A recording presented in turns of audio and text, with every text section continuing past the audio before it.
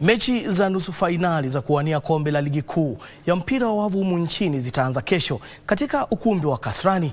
Mechi hizo zitawakutanisha baadhi ya vilabu bora vya mpira wa wavu nchini vinavyowania nafasi ya kufuzu kwa fainali ya ligi hiyo. Katika upande wa wanawake, mabingwa watetezi Kenya Pipeline watachuana na DCI wakilenga kuendelea na harakati za kutetea ubingwa wao wa ligi. Kwa upande mwingine, KCB itamenyana na Kenya Prisons katika mechi inayotarajiwa kuwa ya ushindani mkubwa. Kwa upande wa wanaume, nusu fainali pia zinatarajiwa kuwa na ushindani wa hali ya juu.